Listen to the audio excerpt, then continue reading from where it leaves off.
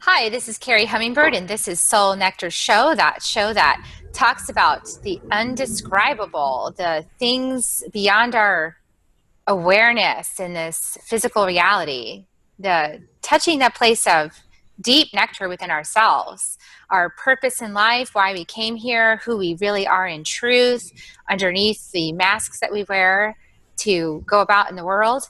And I'd love to share inspirational stories to help us connect with that place and to learn to live in a more empowered, beautiful way to increase the flow of love and joy through our lives.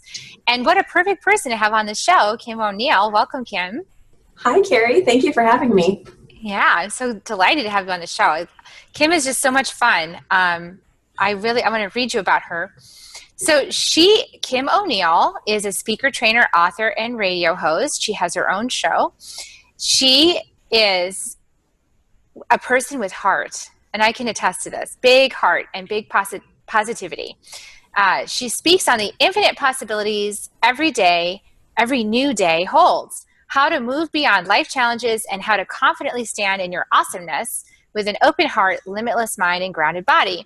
She often works with youth, job seekers, and adults who struggle to understand the value of who they innately are, guiding them to rediscover and reclaim their inner truth. She's both ICF certified and certified as a law of attraction coach, and therefore she takes a combined practical and metaphysical approach in her work. Her clients develop renewed self-confidence, increased positive self-talk, the ability to see their past with fresh eyes and release old wounds, and learn how to say yes to themselves so that they can experience more joy and fulfillment. She co-authored the first edition of Positive Minded People, inspiring stories of overcoming adversity for living a more positive life. She is a Reiki master practitioner, infinite possibilities trainer, youth mentor, and host of the Every Day is a New Day show on bbsradio.com. So welcome, Kim. Hi, Kerri. Thank you. Yeah, we've known each other for almost a year now. Amazing. And so much can happen in a year. Seriously, it's been a roller coaster ride of awesomeness. Yes. Don't stop the flow of the awesomeness. Keep it rolling. So, okay, but we always start with that story. So, I like to start with the story because we know the awesomeness is yummy and it's fabulous and it's wonderful. And when you're in the flow of it, like life is awesome and you just look at other people and go, wow, my life is great. I'm sorry yours is stuck. Oh. Well, that's kind of how it is, right? But we didn't start there. We started in the stuck place. That's how we can have compassion for the whole experience, because we started in that yucky, dense, stuck, I don't know what I'm doing, I can't get over this, what is going on place. So I like to start off the broadcast with some reality checks. Like, good. That's nice. Like, because, people can start to think after a while, like that Kerri Hummingbird, man, she lives in a different universe. I know. Me too. I hear you. But let's start with the reality check before we get into like the spinning it up, because we're going to do that. So let's start with the story of like, how did you start to awaken to these new perspectives in your life? Like what was an experience that profoundly impacted you, or a collection of experiences that you went, okay, there's a different way I could be leading my life? So give us a little background about you. Thank you for that intro. Well, I will say that for me, I feel like I've always been on this journey of wanting to be my best self, live my best life, right? That's just the way, the terms that we hear all the time, right? So I feel like that has always been part of my journey, part of what I was moving towards. But I always had a level of resistance within some of that. And I didn't know that I had resistance. I didn't know where it was coming from. I'd had people tell me, oh, you self-sabotage. Oh, you need to be more confident. I'd be like, what are you talking about? Like, I am confident. And what ended up happening, the way that I awoke more than, I ever was, is really shared through the story that I share in the book. And I'll just show it really quick. I have a copy here. Yay, positive-minded people. Yeah. So, and it's an international bestseller, right? Yeah. Oh, God. It's definitely a top 10 Amazon bestseller. God, you know what? I'm not quite sure if it's international, but let's just say that it's an awesome book. It is an awesome book. Okay. So anyway, so the story that I shared here is what you just led into. It's more of a culmination of experiences in my life that led to this. I've got to stop fighting this. I didn't even know I was fighting, experiences in my life. And wow, I didn't even realize that certain experiences from my past had affected me the way that they had. I thought being strong was saying, no, you know what? I'm strong. I'm not affected by that. I don't need to delve into that. I don't need to, I thought my concept of being strong was completely different than how I think of it today. Being strong today is taking time to say, wait a second. That didn't feel so good. What was going on there? Because I now know the things that I don't actually acknowledge, they really stay with me.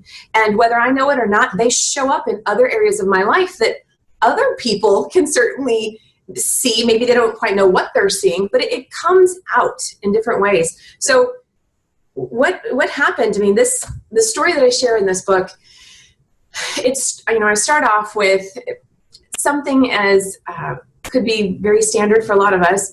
I went through a breakup, and it wasn't even it was a friendship breakup. We tried to do the romantic thing a few times. He wanted it more than I did. And ultimately I kept trying to make that work. There were so many good things about our relationship, about our connection, our friendship. I mean, it was just, I'd never had such an amazing friendship. And it was with a guy, so that was just cool too, right? It wasn't a female. And so that was really nice for me to experience. And so I kept trying to make it be this romantic connection that he wanted, because I somehow believed I was supposed to make that happen, allow that to happen. It was supposed to be, I just needed to, I just needed to accept it and get there. I kept trying to do that. I was moving away from what I innately knew. No, it's not supposed to be anything more than just a fantastic friendship. And it was when that friendship ended that I was so completely devastated and crushed. I mean, beyond any other romantic breakup I'd ever had with a boyfriend. I'm divorced. And I've had other, some very unpleasant breakups, but this friendship breakup was just so crushing to me that it broke me down to my core. And the way I now think of it is it really got me to kind of wipe the slate clean and start fresh, developing a new foundation in my life, so that I don't crumble when relationships break. I don't like to use the word fail, but I have already in a couple places. So I'm working on stripping that away, because I don't believe that anything is actually a failure. I really don't. But it was through just the processing of all this, of getting back to a place of, okay, wait, I can't really deal with anything else right now. I just got to heal me. I've got to work on me, because I'm not doing so good. And so I didn't realize that I was in the process of developing a stronger foundation. I was just in the moment of, okay, can we just get beyond, like the first half of the morning, really it was moment to moment to moment, just trying to get by, to not kill myself. That's, what it boiled down to. And as I went through this whole process of strengthening that foundation, figuring out what happened, why did this get to the point where it affected me so much? It ultimately boiled down to, the foundation that I grew up with in terms of me and, having a positive way to look at relationships in my life, me and, with a male counterpart. I didn't really grow up with that to start with. So I didn't have that with my dad. And that certainly was a big story in my life that I, for so many years, was like, well, no, if you never, if you never really had something, right? So if I never really had a dad, well, then I can't be sad that I didn't have a dad, right? Like, and that's not to say I didn't see him occasionally, but for the most part, I grew up feeling like I didn't have a dad. And so really getting to the place of saying, okay, yeah, that really affected me. I got to stop denying that it impacted me. It did. It hurt. It was crushing. It was sad. And to work through that in the way that served me best. So that was really getting to the core of it, and helped me to, just further develop that stronger foundation within myself, so that now, whatever, goes awry or goes unplanned in my life, it's like, that's okay. Like, I'm learning to move in the flow, and it doesn't matter what happens outside of there. I can still be good with me. And anyway, so there's a whole bunch of other stuff in there that, was part of that journey, but that's like the story. Oh, wow. Well, I resonate with that story. I resonate with the early childhood way that you had relationships with your parents, and how that impacts you later in life. Yeah, and I think, I had like 3 different dads. So I had one dad. There's only one dad. He's the one I had since I was 5, and he recently passed away, which is, difficult because he was such a major influence in my life, such a positive role model. But, I started off with my my natural father was just really unfit, to have a daughter, and, starting to already sexually molest me at like 1 year old, and then we go to the, dad number 2, like father number 2, who's like, a violent drunk and beating my mom up and trying to fling her off a balcony. And, like, that's some scary stuff. Right. And so 0 to 5 was all that darkness and scariness and like uncertain things happening that all got embedded in the framework. So was that true from 5 years on the rest of my life? Absolutely not. But was that in my foundation, and did it affect my relationships? Absolutely, yes. So talk about that, because I know you're nodding your head and you're right with me here. Yes, I love it. So the first thing I want to throw out there, and this is something that came out for me as the book started to really take off, and we started to actually say, here's the book now, we're telling our stories. Something that I didn't expect to come through came through.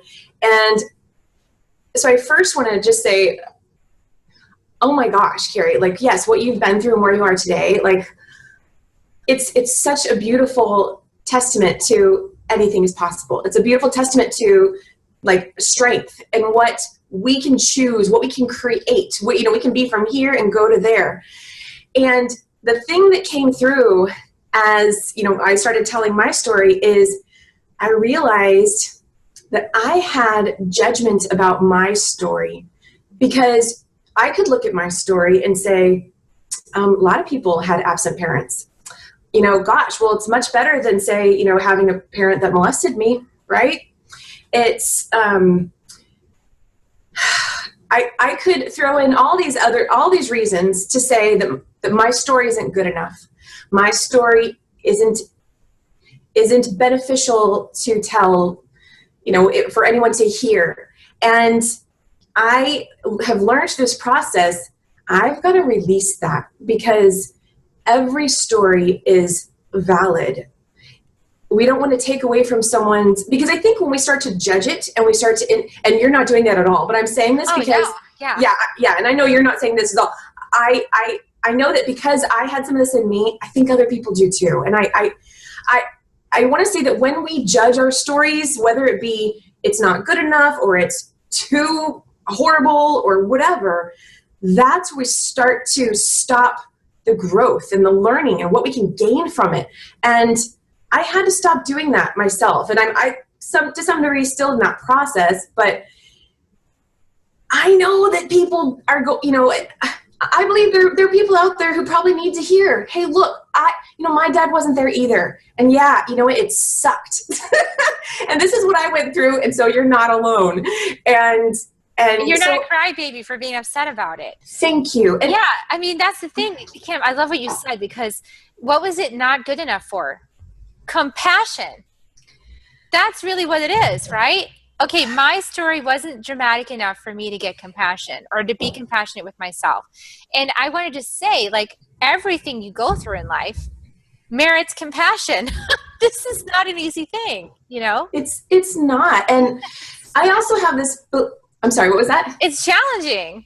It is challenging. And I ultimately believe, I mean, when you break it all down, it's not even about the story. The story, if we choose to tell our story to others, that's what helps us connect to each other, to relate to each other, to be able to help each other, find healing and that sort of thing. But it's not even about the story. It's about, what did you learn from it? What did you gain from it? So for me, okay, this has been my story. And for a long time, I was not willing to claim it.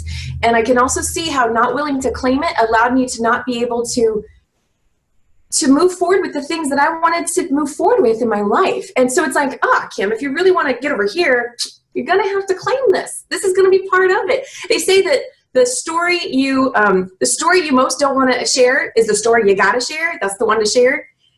And I got to be honest, I didn't, this was a little painful going, I'm writing about this. I'm going to put this in print. It's going to be published. It's like, really? Well, and also there's this part that says, well, because I even have this, to be honest with you, when I tell people my story, they're like, oh my God, that's just horrible, but for me, it was just my life. Like for me, and I have the same pattern that you're talking about where I say, well, it wasn't that bad because look, there's those other people that are starving, that have no food or war-torn countries or, like I can make up all kinds of stories like, well, it wasn't that bad what I went through. It's okay. And I think that you're right. We need to claim it, not in the sense of like, because I think I didn't want to claim it because I don't want to be a victim. Like I'm not a victim. And I think that we get in that victim place. Like we don't want to be in that space because we see what happens. But it is important to claim it in the sense of I have responsibility to myself, for my inner child to go back and say, hey, that was super rough. I'm going to be so compassionate with you and loving you. So tell me more about what you're thinking about this, because I can see you like connecting with this. Everything. Yeah, no, I love that you brought up the victim thing because that was a huge part of it too. It's like, well, if I claim it, then aren't I attaching myself to it, bonding myself to it for life and saying now I'm a victim of this? And I've never thought of myself as a weak person. That doesn't mean I haven't had weak moments, but I've never thought of myself as a weak person. So to think that I was actually going to claim this story, I mean, okay, we could call this daddy issues, right? I didn't want to claim that. Are you kidding me? I don't want that either.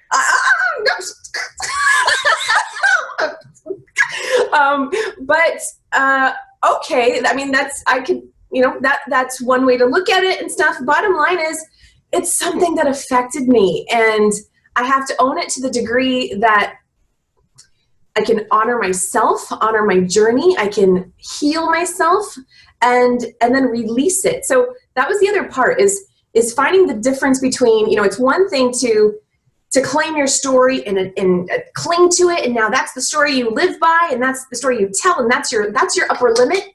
And it's another thing to say, yeah, this is what I went through. And, I made past it.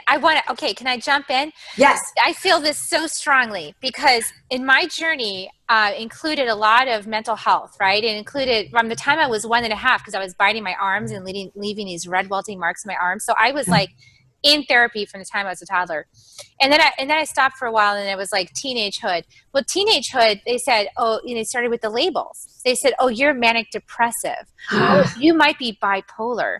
And then by the time I was 38, it was, oh, you're borderline personality, which is like, I mean, people are just like, how can you, I just got interviewed on a show where the guy's like, nobody ever confesses that. Like, and you're out on radio talking about it. And here's why. Is because I did the work to become boundless. I did the work to remove that label and that shame and that stigma from my field and that belief that there was something wrong with me or that I was somehow broken or that I wasn't complete. I did the work to erase that from myself, to heal it so that I'm neutral. Like, I'm like, you know what? That label means nothing to me because it's just a label. Yeah. But we do this to people. We shame people with these upper limits, right? Mm-hmm. And that is the opposite of healing because I interviewed Shaman Durek on this show and he told a story about how when the shaman is in the tribe and somebody is ill or afflicted by something, they remove that person from the tribe to another location. They get them away from people. And then they work on healing them. And people come and they want to see their beloved or whatever. And I want to see my love. I want to see. And he says, well, why? And if the person starts saying, oh, well, I feel so bad. I want to, they're sick. They're going to die. He says, you can't come in. If the person says, I know they're going to get better. I want to hug them. I'm like, yes, you got this. He's like, you can come in. And our culture is the opposite. Yes. It's the Yes. opposite world of like what actually helps. I love that. I love that story. That's beautiful because it clearly shows that they have the awareness of the energy we surround ourselves with is going to impact us. And, especially when you're vulnerable and in a healing space, while you're gaining that strength and that foundation, you're more susceptible to being impacted by outside influences. So, one of the things I talk about too is about, hey, if you need to kind of sequester yourself, turn off the TV. Maybe you got to step away from some of your friends. Maybe reevaluate your friendships or connections you have with people. Then do it, because that stuff does factor in. It does impact us. And anyway, so I love that story. Yeah, well, it gets back to like, we're not trying to bypass the experience. We're not bypassing the experience, but we're not, labeling or upper limiting ourselves by the experience either. So there's this delicate balance of like, yes, this is part of my journey. Now I've got to like sort through the chaff to get the wheat, right?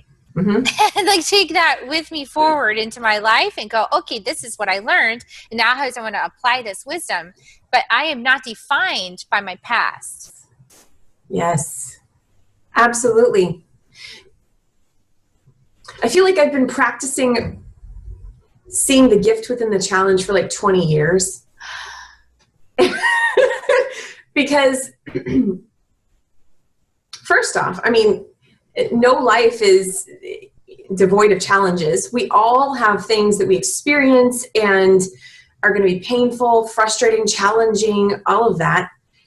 To me, the way I look at it is, to me, it's kind of, it's depressing to think that I'm going to experience things like that and not gain something from it, receive something from it. So one of the things that served me in being able to extract value from those experiences and to feel like my life, has meaning and purpose, is to go, wait a second. Okay, hold up. How did that really odd, frustrating, challenging situation, how does that actually serve me? What can I learn from that?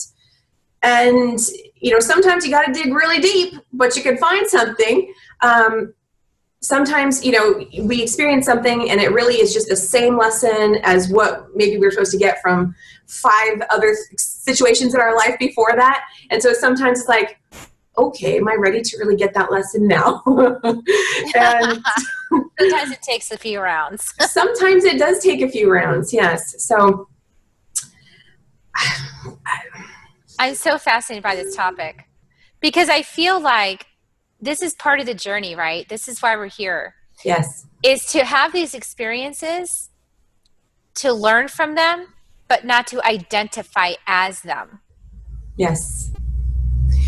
The other thing where I was resistant to, even claiming this story for a while is because, I'm a coach too. And so oftentimes looking at people's stories, well, what story are you attaching yourself to? And we already sort of touched on this, but I found it was so interesting when I realized, there's value in not just completely saying, get rid of the story, but look at the story and what, not just what can I learn from it, but like, how can I, this is the first time I'm kind of explaining it in this way. It's like, almost like, how can I see that there's, tell me if this makes sense, Kerri. How can I see that there's love for me in this story? Not that, this story is tainted and I've just got to search like through all the muck to find the nuggets. But how is this story essentially a blanket of love saying, look, Kim, look, Kerri, we love you. And through this story, you are going to find, that connection back to yourself. And I don't know. I love that. Yeah. I think it all is out of love, right? In my understanding of things, we're here with our soul families and we're here, we make agreements to come in and have these relationships and have these challenging circumstances and to work through it together as a soul family. We come in to learn and grow. And so a lot of times people will get upset with this, especially like early childhood abuse. Like they'll say, well, I didn't ask for early childhood abuse. Well, In fact, at some level, you did. At some level, you did ask for that. You asked to experience, the master's level course on how to heal yourself from the inside out after being traumatized as a young child. Like, you actually did sign up for that program. And why did you sign up for that? So that you can understand, so that you can have compassion with yourself, so that you can go into the darkness and bring the light to it. This is like a puzzle. I view it as like puzzles. Every life is a puzzle, and there's missing pieces and there's pieces that aren't in the right places. And it's your puzzle to solve, Right. Absolutely. Yeah. That ownership piece, I think is so key. And it can be a real sticking point for some people, to claim, okay, I'm going to take responsibility for this. And I think like the fine line there is to say, there's a difference between, I created this or I co-created this, however you want to say it that way, versus I deserved this. No, it's not to say that, yeah, there's a difference. And I think sometimes people hear, well, you're saying I deserved it. No, you didn't deserve it. But somewhere way before you came here, you said, hey, this might serve me in what I'm trying to do. But the thing is, we come here and we forget all that. Well, and people need to, okay, here's another aspect that helps with this, is that, there's also been said that we will see every side of the coin. So every interaction will see both sides. And you probably see it playing out in your life, where in one relationship, you're the one who's like distancing from the other person. And then in another relationship, you like can't wait to get close to that person and they're distancing from you. And so in that way, you get to experience like both sides to that relationship dynamic, right? You can see it play out in your life. If you just stop and take a moment and look through your life, you'll find an example that is true. So why wouldn't that be true at a bigger level? Why wouldn't that be true in this lifetime? Who knows? Maybe in some other life, I molested a child or I abused somebody, now I get to experience like, what's that like being the one that's abused? Yes. It's possible. It's totally possible. Yes, absolutely. Gosh, man, that's, I know. People have a hard time with it. How long is your show? I know, but listen to this. So let's just experiment with this for a second. So here's how you can accept this. Because how does it feel in your body to say it out loud? I was a victim of child abuse. All these terrible things happened to me, and then I got all these diagnoses, and then my life went to hell. Or, as a monster soul, I chose to have the experience of early childhood abuse to set frameworks in place that then I could figure out, put things in the right place, and emerge as a victorious, shining bright light in the world. Which one feels better? Absolutely right. That's the second one. I love that, because that to me is the simplest way to say, hey, wait, which one feels better? Because that's your clue. That's going to be even more true for you. And even if it's not true, it doesn't matter. It feels better. I've decided I don't need things. I like it. I mean, if it feels good, it's fine. Yes, I agree with that too. Yeah, if it feels right, it feels true, it opens a doorway for me to have more growth, then that's what I'm going with. And isn't that about the law of attraction? Let's bring it over there for a second, because you are a law of attraction coach, right? Yeah. So here's what I've been teaching. I've been teaching this reinvent yourself method, which I realized the reason why I couldn't, remember I was struggling with my platform, like, what's my message? What's my message? What am I teaching? I couldn't figure it out. It was so confusing. That's because it's exactly because of what I do. I'm constantly reinventing myself. So I finally thought, okay, I'll teach reinvention. So I'm teaching reinvent yourself. And here's the thing. So from my understanding of it, it's like you have to become the frequency of the thing you desire, right? And that's what I realized I was doing. I was like becoming the frequency of my desires. I was doing the inner work. I was like identifying what I wanted, identifying how it felt, the frequency, the feeling, and then going, okay, how far away am I from that? And what's in the way? And we'll clear it up. I get closer and closer. And then as soon as I'm at the frequency, it's just a no-brainer. It just comes to me. So that's my understanding of the law of attraction in action. What about you? Like, how would you explain it? So the way I think of it is it's it's energy on a spectrum, kind of like a continuum. And so there are two ways that I look at it.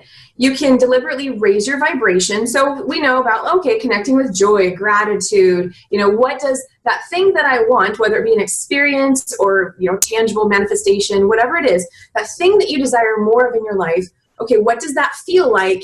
And how can I connect to that feeling in the present moment? There's that way to go about it, which can, raise you up and connect you to that thing. So it manifests in the physical reality. There's also, what can I release so that I can flow up? It doesn't have to be, some people, I think of it as, I just have to be happy all the time. But I can't do that. So therefore, then I can't, I'm probably not going to be able to get whatever I want.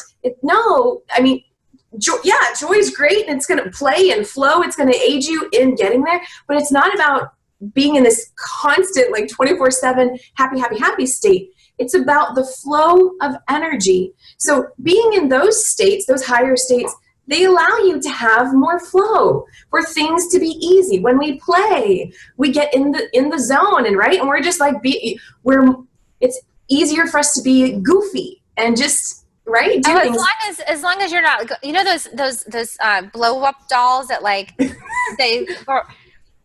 do the thing, but the problem is they have an anchor. Well, and so that's the other thing I'm talking about. Is the anchor is the shit you're not dealing with, right? It's yes. So yes, exactly. That's the problem with the happy people.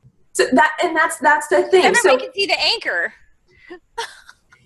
Right. And so taking a look at, what else am I hanging on to? Am I hanging on to regrets or guilt, or am I still blaming someone over there for something I experienced, right? Am I, do I have a lot of grief that I never fully processed? What is weighing you down? Because as much as you can connect with these higher states, sure, it's doing something, but you can even go faster the more that you release. Release those weights. By facing the stuff that gets you triggered, going right into the center of it. Yeah. And people are terrified to do that. Okay, but Kim, tell us a story of one time you went right into the center of the darkness and you came out victorious. On the spot. Okay. One time I went into the center of the darkness. One time I went into the center of the darkness. Come to me now. Kerri, you know what? God.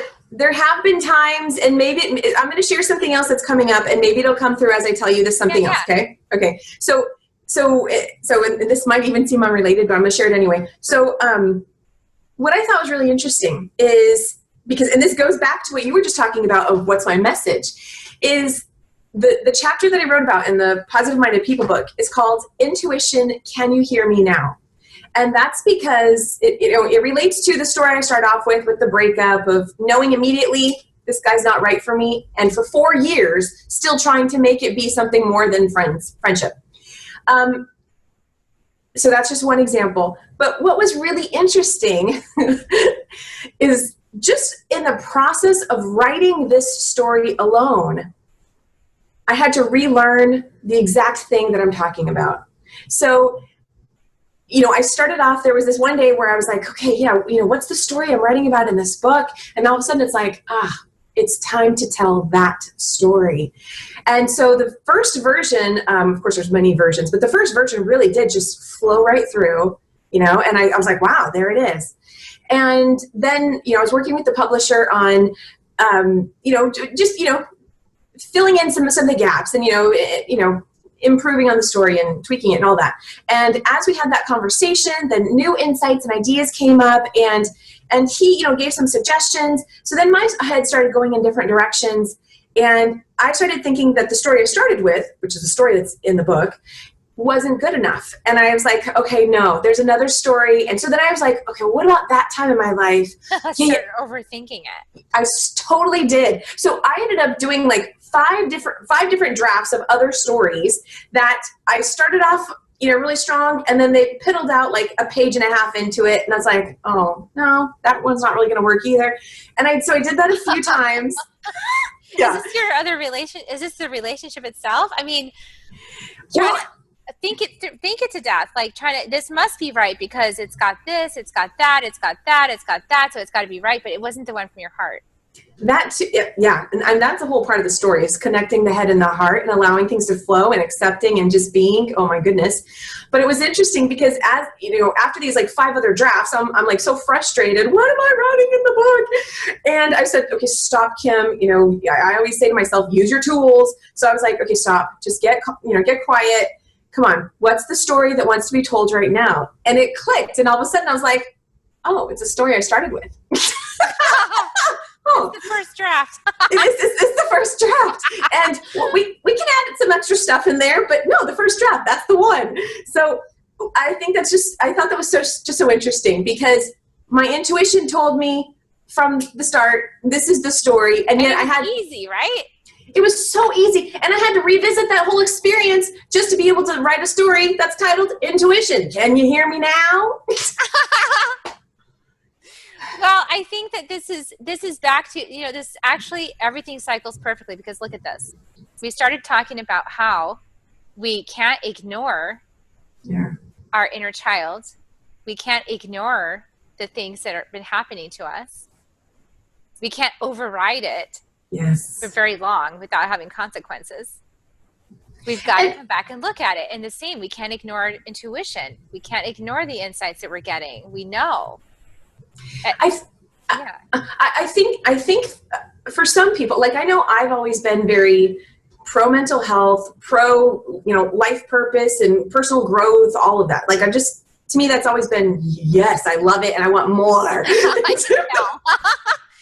me, I feel the same way. Yeah, but I've learned, like, not everyone feels that way about it. And what I've learned from other people is, to some of them, that's, I think it goes back to thinking that, having this perception that that's weak, and that, that's mucky and muddy, and why do I need to do that?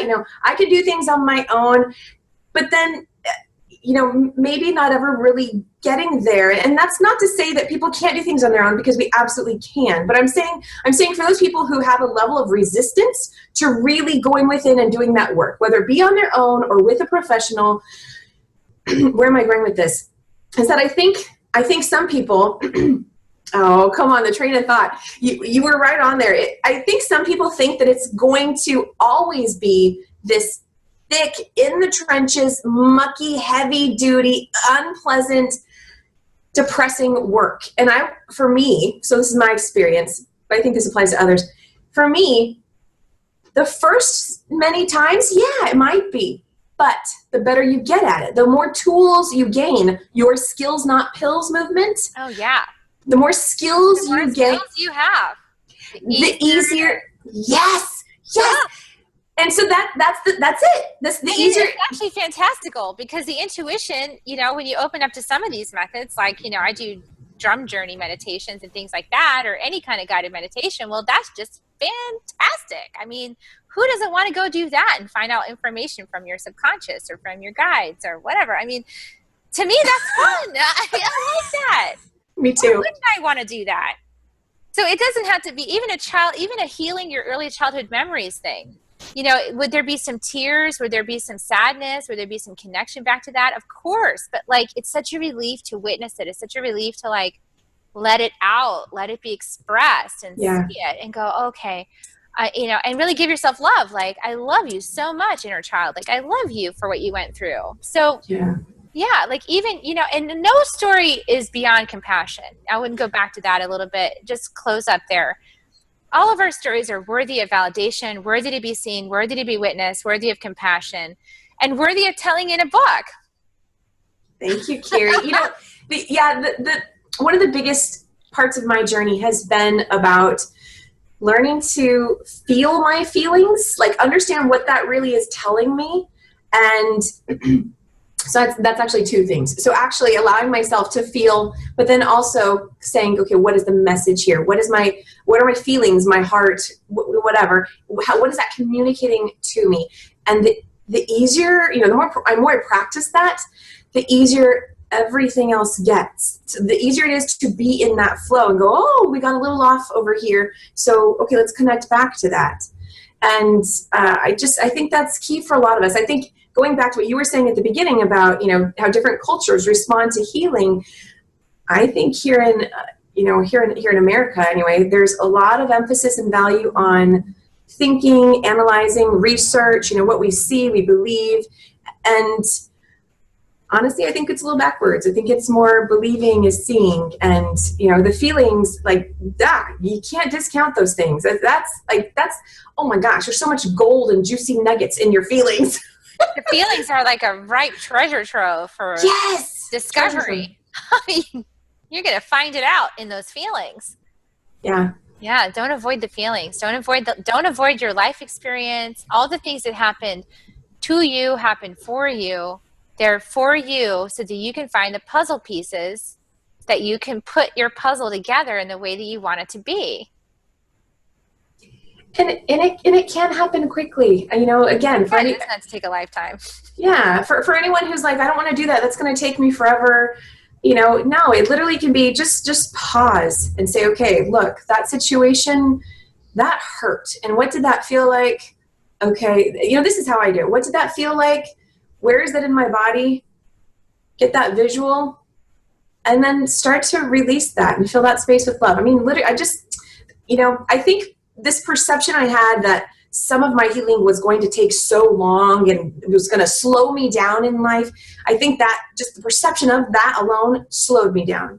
Once I realized, no, it actually can happen quicker. I know we said earlier, it can really take a lot. I mean, you're going to have some of this and some of that, but it can also just be really quick. That was such a surprise to me once I had some of those moments. I'm like, oh, I was so scared of that for so long. I spent a lot of energy in resistance. Yes. Oh my gosh. I could have just surrendered, looked at it, felt it, let it go, and then been on to my journey in half the time or less. Yeah. Or with the right tools, the right skills. Absolutely. Yeah. Well, thank you so much. Now you have any offers with any way for people to connect with you and work with you deeper? Absolutely. So people can find out more by going to my website, KimO'NeillCoaching.com. And O'Neill is Oneill. I also, of course, have a Facebook page, which is Kim O'Neill Coaching, and Every Day is a New Day show. Pretty long. I've been considering separating the two. But absolutely, yeah. So on my website, you can actually find a link to a free guided meditation. That's been a whole part of my journey, is learning how to connect. And I love being able to now provide that to my clients. It's such a beautiful space just to have a few moments to yourself and just get calm, ground yourself. So that is one of my freebies. For those creative types out there, especially who love affirmations, I do have a free affirmation coloring page, and I love that freebie. So they can find that on my website as well. And to find out more about the book's doing really well, and the feedback coming through it's just been very rewarding to go, okay, okay, good. There was value in me sharing my story. And so anyway, so you can go to positivemindedpeople.com. You can also just go to Amazon and type in Positive Minded People book, and you'll see it on there. And yeah, thank you so much for having me on your show, Kerri. Absolutely. I love your energy. I always have a great discussion with you. And I look forward to more interactions in the future. And everybody, check out the Positive Minded People book. And go check out, there will be the links to the free gifts will be in the email sequence for you. So you'll be able to just click and go and claim the coloring page and the free meditation. And check out that book, and check out Kim O'Neill, and check out her show. And I'll put a link to that too. Okay. Thanks, everybody. I'll see you next week. Here come the kisses. Mwah. Love you guys. See you later. Bye.